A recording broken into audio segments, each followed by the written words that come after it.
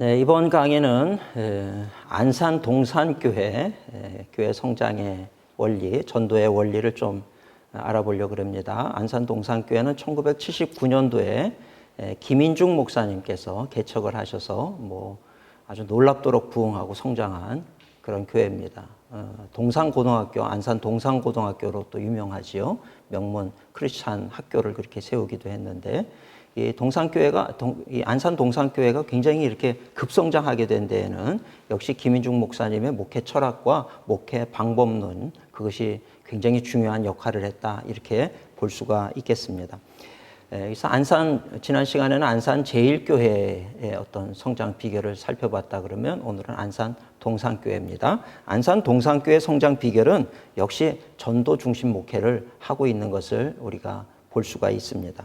전도 중심 목회. 그래서 목회자의 자격부터 모든 것을 이 전도에 초점을 맞추고 있습니다. 그럴 수밖에 없는 것이 정말 가정이 너무 어렵고 예수 안 믿는 그런 불신 가정에서 성장한 김인중 목사님이지만 대학교 시절에 CCC 훈련을 받으면서 그러면서 예수님을 영접하게 되고 그의 삶이 완전히 달라지고 그 복음을 전하는 것을 대학 시절부터 막 복음을 전하면서 영혼 구원받고 그런 정말 교인이 되는 그런 일들을 보면서 그 영혼 구원에 대한 열정이 있으셨어요.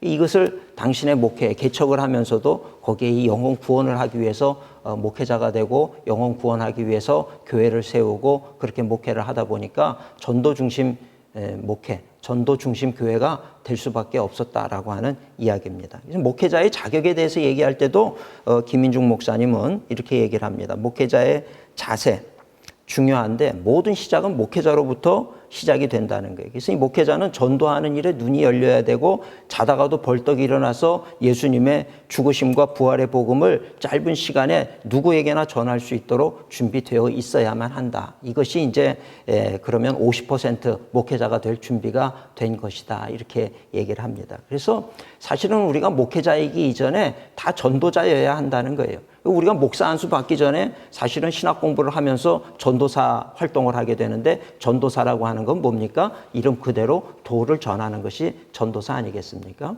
도를 전하는 사람이 전도사란 말이죠.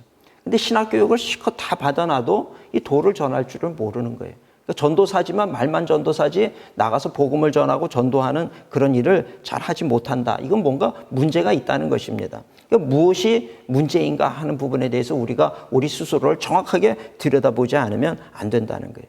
껍데기는 전도사고 껍데기는 목사이지만 정작 내가 뭘 전해야 될지를 알지를 못하고 그래서 실제로 전도 못하는 그런 목사 전도사들이 주변에 얼마나 많은지 모른다는 이야기입니다. 그러기 위해서는 우리가 이 분명한 이 전도에 대한 개념을 가져야 되는데, 그래서 이제 김인중 목사님 같은 경우는 안산 동산교회에서 이 목회의 본질은 전도다. 그리고 이 전도에 대해서 교인들에게 끊임없이 훈련하고 가르치는 내용이 있습니다. 그것은 뭐냐면 우리가 전해야 될 복음이 무엇인가 이거에 대해서 가르치는 거예요. 많은 목사님들이 사실 설교를 하면서 우리 그리스도인들의 어떤 성경적인 지식이라든지 어떤 이런 어떤 삶에 대한 이야기든지 이런 것들을 많이 하는데 사실은 그거보다 우리가 크리스찬이라고 하면 전도의 열정을 가지고 전도할 수 있도록 가르쳐야 된다는 것입니다. 그러면서 이 복음, 우리가 전해야 될 복음이 무엇이냐 여기서부터 이제 시작을 하는 거예요. 김인중 목사님은 복음을 이 전도할 때 전해야 되는 이 복음이라고 하는 거 핵심 내용이죠. 전도의 핵심 내용이 복음인데 이 복음이 무엇이냐? 이 세 가지를 얘기를 합니다. 하나님의 아들 예수 그리스도가 당신의 죄를 위해서 죽으시고 부활하셨습니다. 이거 첫째. 두 번째, 이 예수님을 나의 구세주로 영접하셔야 됩니다. 예수님이 내 죄를 위해서 죽으셨는데 당신은 이 예수님을 영접해야 됩니다. 그러면 죄사함 받고 우리가 하나님의 자녀가 됩니다. 아주 단순한 이 복음을 전하는 거예요. 사형리에서는 네 가지 사형리를 얘기하는데 좀 비교해서 설명을 하자면 우리 CCC의 사형리는 하나님은 당신을 사랑하시고 당신을 위한 놀라운 계획이 있습니다. 근데 두 번째가 뭡니까? 당신의 죄 때문에 하나님의 그 은혜 앞에 나아가지를 못합니다. 셋째는 예수 그리스도가 와서 죽으심으로 십자가로 하나님 앞에 나아갈 수 있는 길을 만들었습니다. 네 번째가 뭡니까? 믿음으로 영접을 해서 구원받아야 됩니다. 비슷한 내용이죠. 비슷한 내용입니다. 결국은 내 죄, 이 죄의 문제를 해결을 받아야 되는데 이 죄의 문제를 위해서 예수님이 와서 죽으셨습니다. 그거 믿어야 됩니다. 믿음으로 영접해야 됩니다. 이거라는 거예요.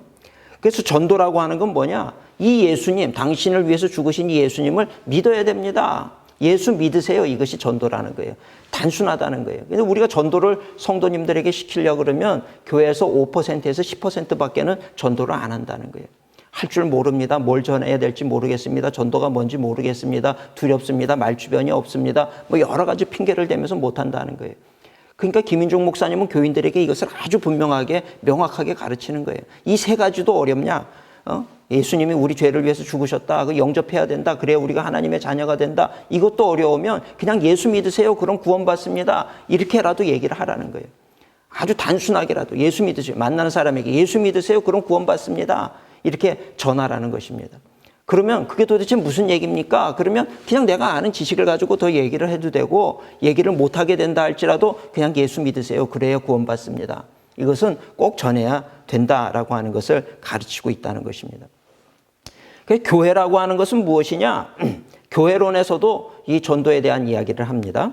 김인중 목사님은 교회란 바로 구원받은 성도들, 복음을 받아들인 성도들, 하나님의 자녀가 된 성도들이 구원받지 못한 사람들을 찾으러 가는 장소, 찾으러 가는 공동체, 이것이 바로 교회라는 거예요. 그 구원선과 같은 것이라는 거죠. 구원선은 물에 빠져 죽어가는 사람들을 건져내는 것이 목적입니다. 유람선과 다르다는 거죠. 이 구원선이 돼야 된다. 죽어가는 영혼들을 어떻게 우리가 살려낼 것인가. 교회는 바로 그런 구원선이라는 거예요. 그저 그냥 이렇게 떠돌면서 그렇게 유람하고 즐기는 것이 아니라 영혼 구원을 위한 곳. 이게 바로 교회라고 하는 것입니다. 그래서 구원받은 공동체가 교회라고 하면 구원받은 감격으로 이루어진 교회는 자나깨나 구원받지 못한 사람들을 찾으러 가야 된다. 이게 굉장히 아주 열정이 있단 말이에요. 적극적으로 전도해야 된다. 그냥 뭐 제가 이 강의를 하려고 그러다가 안 하는 부분이 자연적 전도라고 하는 책이 있습니다. 자연적 교회 성장, 자연적 전도, 독일의 NCD에서 만든 게 있는데 물론 거기서 얘기하는 거는 우리 교회가 기본적으로 예의를 잘 지키고 친절하게 하고 하면은 복음을 전하지 않더라도 그들이 교회에 오게 된다. 뭐 그런 내용입니다. 근데 그렇게 기다리고 있을 시간이 없다는 거예요. 나가서 전하라는 거죠. 물론 그렇게 뭐 교회가 선한 일들을 행하면 언젠가 보고 선택을 해서 오겠지만 그 선택해서 올 때까지 기다리지 말고 나가서 복음을 전해서 데려와야 된다. 굉장히 적극적으로 이렇게 공격적으로 나가서 복음을 전하는 김인중 목사님의 목회 스타일 때문에 교회가 그만큼 빨리 성장할 수가 있었고 많은 사람들이 와서 교회 안에서 이 전도 훈련을 받고 또 나가서 전도를 하고 그러다 보니까 이 속도가 점점 빨라질 수밖에 없는 것이죠. 그러니까 이분의 강의 중에 이런 얘기를 합니다. 요한복음 20장 21절 아버지께서 나를 보내신 것 같이 나도 너희를 보내노라. 그래서 이분 얘기예요. 강의 중에 하신 말씀입니다. 가서 방 안에만 앉아있지 말고 집 안에만 앉아있지 말고 교회와 집 문을 열고 죄인을 찾아 불신자를 찾아 나아갈 때 전도는 시작되는 것입니다.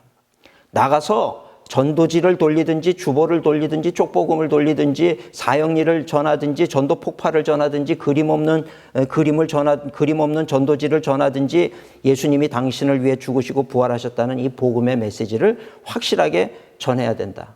이 전할 죄인들을 찾아가야 된다.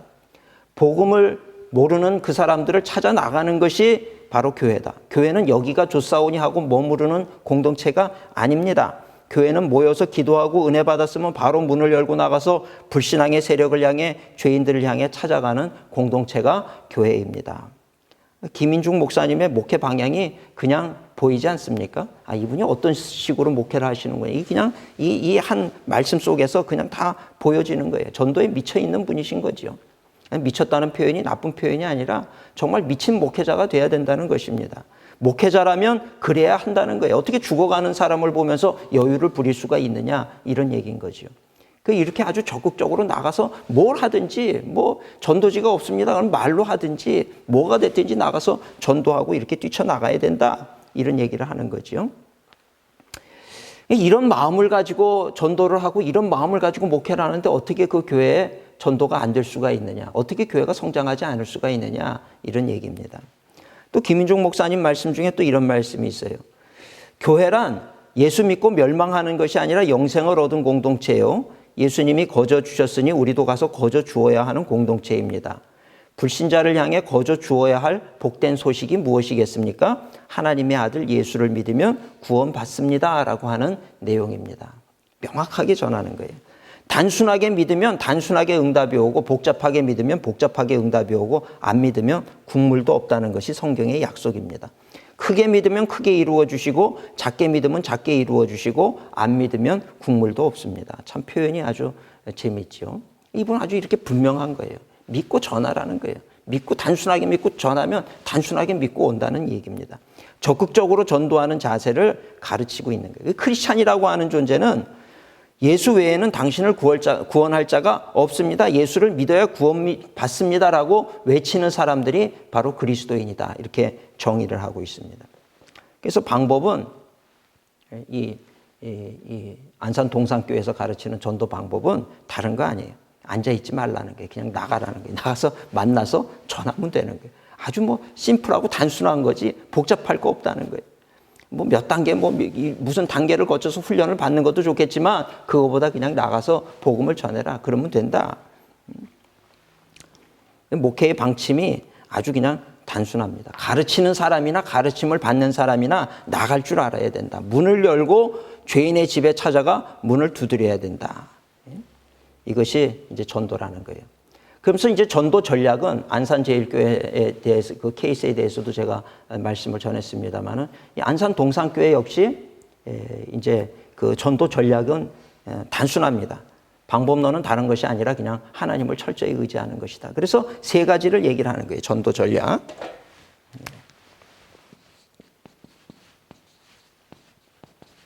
전도 전략이라고 하는 거 세 가지를 얘기하는데 첫 번째는 믿음입니다. 믿음. 두 번째는 기도. 무슨 부흥회 같지요? 기도. 세 번째는 성령의 인도.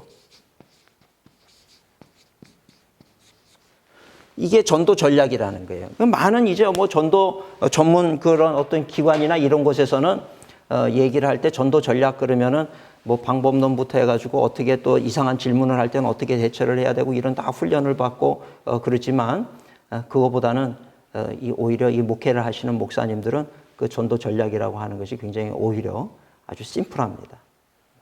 믿음이 있으면 되고 기도. 사실 그러고 보면 이분들의 이런 얘기가 틀린 것이 아니에요. 사도행전에 보면 성령 충만함 받고 나가서 복음을 전할 때 3,000명이 회개하고 돌아오는 역사가 있었단 말이죠. 전도 훈련을 어떻게 따로 이렇게 또 체계적으로 받거나 그런 것 아니었죠. 나가서 이렇게 성령 충만함 받고 믿음으로 나가게 되니까 회개하고 돌아오는 사람들이 많이 있었던 것을 볼 수가 있습니다. 어떤 믿음이냐? 믿음인데 어떤 믿음이냐면 말씀의 능력을 믿는 거예요. 말씀의 능력.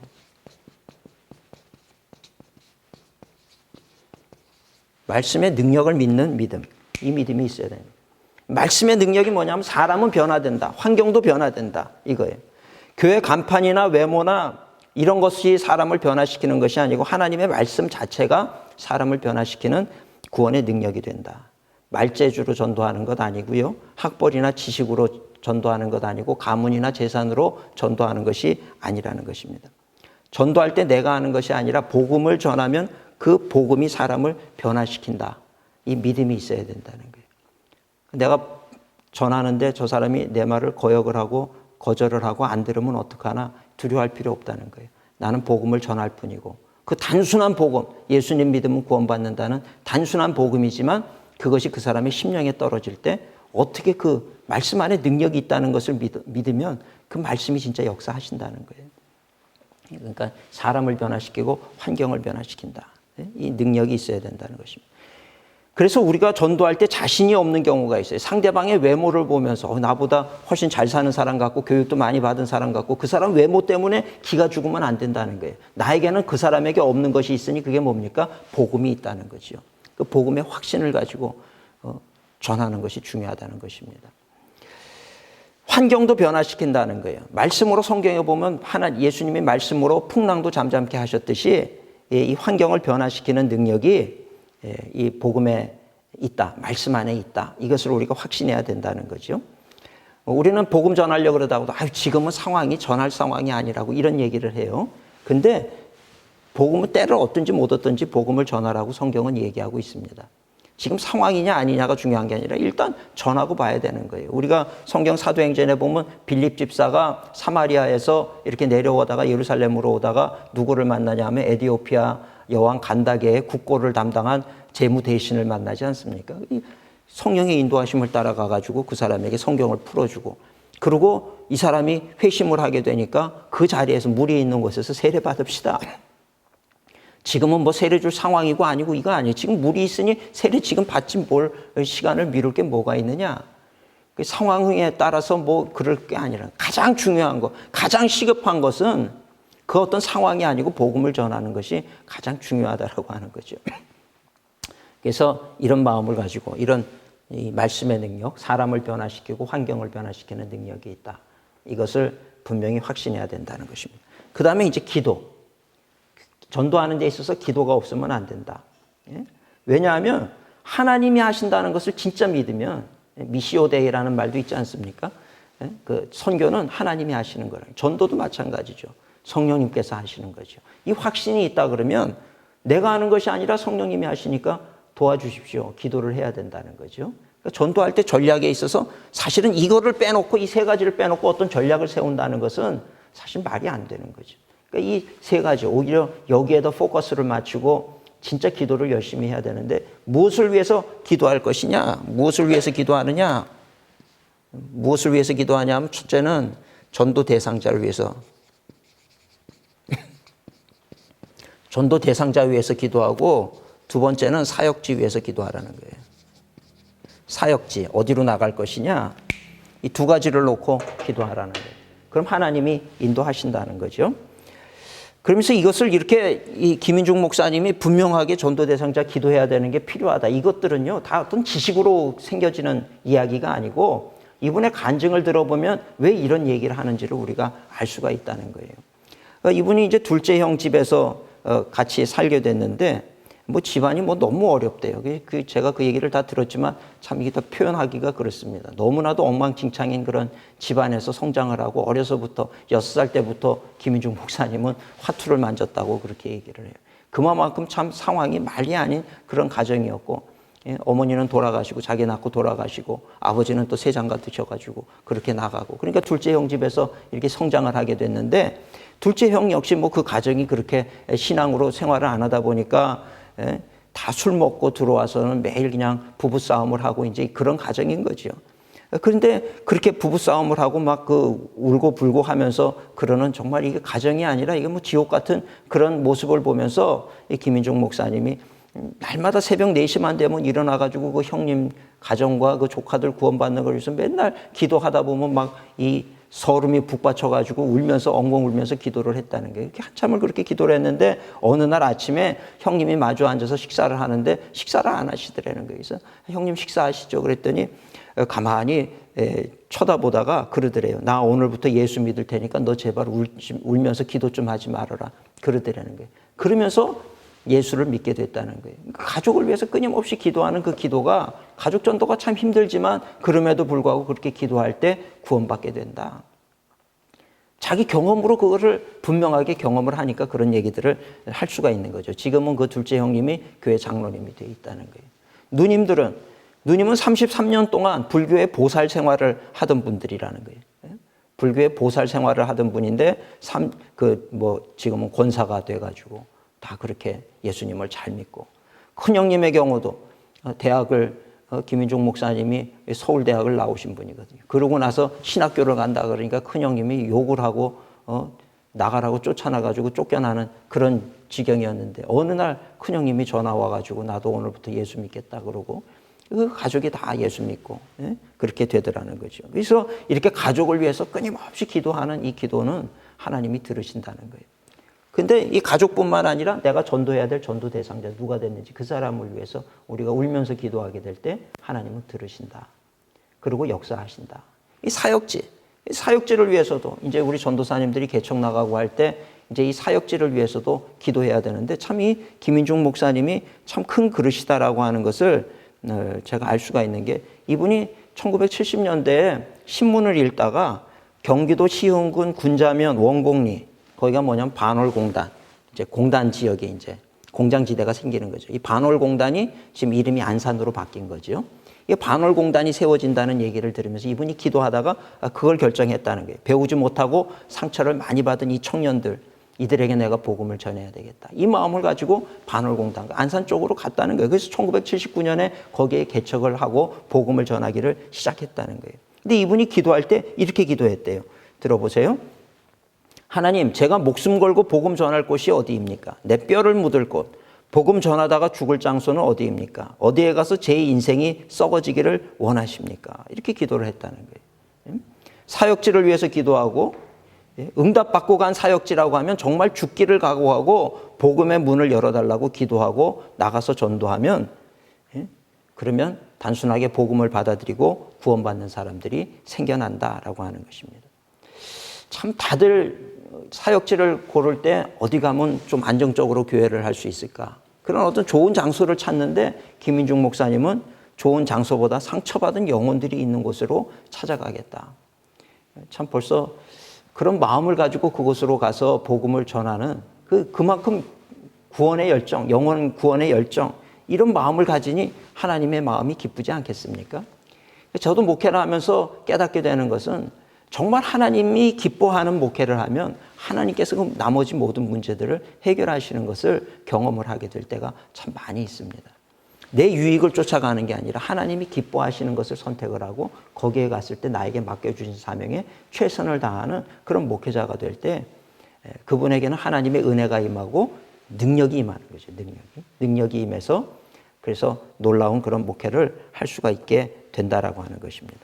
세 번째는 성령의 인도입니다. 이 성령의 인도. 이 전략이에요. 믿음, 기도. 믿음을 가지고 기도하면 성령의 인도를 받게 되어 있는 거죠. 그래서 이 사실은 엮여져 있는 부분이라 이렇게 볼 수가 있습니다.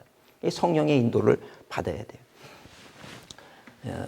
그래서 이 김인중 목사님 말씀하실 때 일하는 것보다, 전도하는 것보다 더 우선돼야 될 것은 성령 받는 것이다. 성령 충만을 받아야 된다. 사도행전 1장 4절에도 보면 예수님께서 뭐라 그럽니까? 예루살렘을 떠나지 말고 내게 들은 바 아버지 약속하신 것을 기다려야 된다. 요한은 물로 세례를 베풀었으나 너희는 몇 날이 못 되어 성령으로 세례를 받을 것이다. 성령을 세례받기 전까지는 예루살렘 떠나지 마라. 성령 받지 않으면 나가서 뭘 할 수가 없다는 거예요. 왜 성령 받아야 되느냐? 성령을 받을 때 권능이 임하기 때문에 그래요. 우리 사도행전 1장 8절 오직 성령이 너에게 임하시면 너희가 권능을 받고 예루살렘과 온 유대와 사마리아 땅끝까지 이르러 내 증인이 되리라. 내 증인이 되도록 권능을 받는다는 거예요. 예수님의 제자들은 3년 동안 훈련을 받았지만 전도자가 되지는 못했어요. 근데 성령이 임하게 되니까 나가서 마음껏 복음을 전하는 전도자가 되더라는 거예요. 그러니까 교회에서 훈련을 한만 받아도 전도자가 될 수가 없어요. 그런데 기도 중에 성령이 임하게 되면 나가서 담대하게 복음을 전하는 전도자가 될 수가 있다라고 하는 것입니다. 성령을 받고 권능을 받게 되니까 담대해지는 거예요. 베드로처럼 제자들처럼 죽음 앞에서도 두렵지가 않아. 예전에는 핍박자 앞에 서면은 무서워서 도망을 쳤는데 그리고 예수님도 모른다라고 부인을 했던 베드로였지만 성령이 임하니까 담대해져서 그 핍박자들 앞에서 너희가 죽인 그 사람이 바로 메시아다. 담대하게 복음을 전하는 것을 볼 수가 있죠. 성령이 임하게 되면 관심이 달라져요.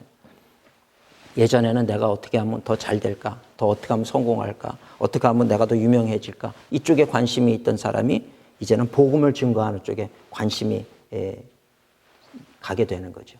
예수님을 따라다닐 때 예수님의 제자들이 누가 예수님 오른편 왼편에 주님 나라 임할 때 누가 왜 오른편 왼편에 설 것입니까? 자리 다툼을 하고 그걸로 인해서 시기하던 제자들이 이제는 성령이 임하니까 그런 거는 전혀 상관이 없어. 그런 건 관심도 없어. 오직 복음을 전해야 되겠다. 복음 전하는 일에 자신의 생명까지도 내놓는 그런 자리로 나아가는 것을 볼 수가 있는 것이지요. 그리고 또 이 권능이 임해서 복음을 전할 때 결실도 놀라운 결실이 임하더라는 거예요. 베드로가 나가서 복음을 전했더니 3,000명이 회개하고 돌아오는 역사도 일어나더라는 거죠. 또 이 성령이 중요한 이유는 지혜도 우리에게 주신다는 거예요. 전도할 때 무슨 말을 전해야 되나. 근데 우리 마태복음 10장 19절 20절에 보면 너희를 넘겨줄 때 어떻게 또는 무엇을 말할까 염려하지 말라. 그때는 너희에게 할 말을 주시리니 말하는 이는 너희가 아니라 너희 속에서 말씀하시는 이 곧 너희 아버지의 성령이시니라. 이 성령 충만해지면 나아가서 할 말을 무슨 말을 하든지 거기에 대한 지혜를 주셔서 정확한 답변을 할 수 있게 해준다는 거예요. 또 성령이 임해야 우리가 열심히 뛰어도 탈진을 하지를 않을 수가 있어요. 성령을 의지하지 않고 내 힘으로 하려고 그러면 금방 낙심이 되고 실망이 되고 탈진이 되고 스트레스를 받고, 그러나 성령 충만을 받게 되면 그 모든 것들을 기쁨으로 감당하게 되어진다라고 하는 것입니다. 그래서 오늘 이 안산 동산교회 이야기를 제가 잠깐 나눴습니다. 지난 시간에 말씀드린 안산 제일교회도 마찬가지고, 거기는 장로교 통합측교회 목사님이시고, 이 안산 동산교회는 합동측 목사님이세요. 앞으로 제가 큰 교회들 사례들을 계속해서 말씀을 드리겠습니다만은, 이제 우리 이제 감리교회도 말씀을 이제 전하겠는데, 근데 보시면 근본 원리는 아주 단순하다는 거예요. 하나님을 의지해야 된다. 믿음으로, 믿음과 기도와 능력 얻어서 하나님을 의지하는 그런 전도 방법을 사용하게 될 때 정말 하나님이 행하시는 목회, 하나님이 행하시는 역사, 하나님이 행하시는 전도, 그것이 무엇인가 하는 것을 우리가 잘 배울 수가 있다라고 하는 것이지요. 우리가 더욱더 어떤 세상적인 방법보다 하나님을 의지하는 믿음으로 나아가게 될 때 우리가 목회도 잘할 수가 있고 전도도 우리가 잘할 수 있으리라고 생각이 됩니다. 오늘 강의는 여기까지 하겠습니다. 감사합니다.